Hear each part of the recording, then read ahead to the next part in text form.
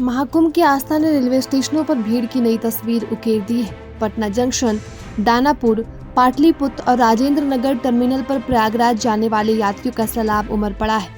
श्रद्धालुओं की भारी भीड़ के कारण ट्रेनों में पैर रखने तक की जगह नहीं बच रही है। प्लेटफॉर्म पर सांसें घुट रही है। अफरा तफरी जैसी स्थिति है।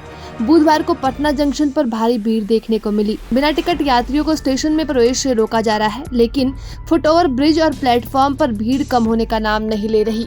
कई युवा ट्रेन के बोगियों के बीच कपलिंग पर लटक कर यात्रा करने को मजबूर हैं।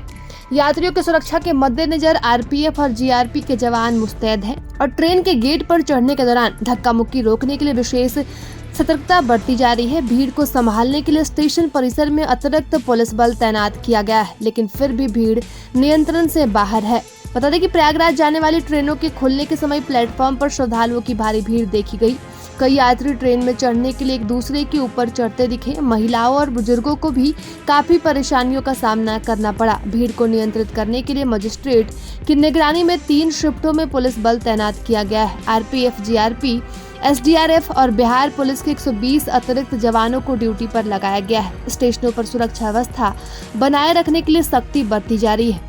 स्टेशन के आसपास ट्रैफिक व्यवस्था को सुचारू रखने के लिए ट्रैफिक एसपी अपराजित लोहान ने विशेष निर्देश जारी किए हैं। वही अतिक्रमण हटाने और भीड़ प्रबंधन के लिए प्रशासन पूरी तरह से सतर्क है। सिविल सर्जन को एम्बुलेंस और मेडिकल टीम तैनात रखने के निर्देश दिए गए हैं। महाकुंभ के प्रति श्रद्धालुओं की आस्था चरम पर है, लेकिन उनकी सुविधा और सुरक्षा सुनिश्चित करना प्रशासन के लिए चुनौती बन गई है। बताया कि रेलवे और जिला प्रशासन व्यवस्था को सुचारू बनाए रखने के लिए पूरी तरह से ताकत झोंक रही है, ताकि यात्रियों को परेशानी न हो और श्रद्धालु अपनी यात्रा सकुशल पूरी कर सके। बता दें कि प्रयागराज महाकुंभ इतिहास रचने के करीब है। देश की 50% के आगमन की तरफ आगे बढ़ रहे महाकुंभ ने समाज के सभी वर्गों की भागीदारी हुई है।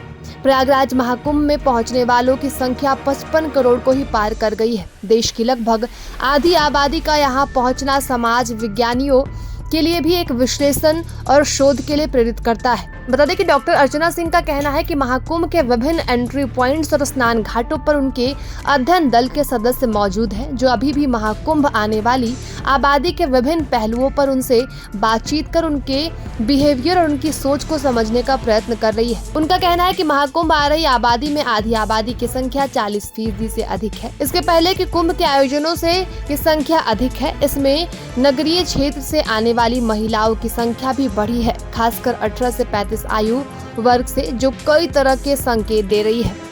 प्रयागराज महाकुंभ में आने वाले श्रद्धालुओं में नारी शक्ति की संख्या में इस बार अधिक बढ़ोतरी देखने को मिल रही है, लेकिन सहभागिता के साथ इसके पीछे का कारण अधिक महत्वपूर्ण है। और शोध दल की डॉक्टर अर्चना सिंह का कहना है कि इस बार महाकुंभ में वुमेन ओनली ग्रुप की महिलाओं की संख्या अधिक थी, जो किसी पुरुष के साथ नहीं बल्कि अकेले आई थी। और इसकी वजह से एक तरफ अगर उनकी शिक्षा की बेहतर स्थिति है, तो वही दूसरी तरफ खुद को अब वह अधिक सुरक्षित समझ रही है। प्रदेश में सुरक्षित वातावरण से वह घर से भी निकली है और अपने को व्यक्त भी कर रही हैं। अभी तक जो घर में पूजा अर्चना तक खुद को सीमित रखती थी, अब वो सनातन को भी समझने के लिए आगे आई है। प्रभातखबर.com, विश्वास वही, रफ्तार नहीं।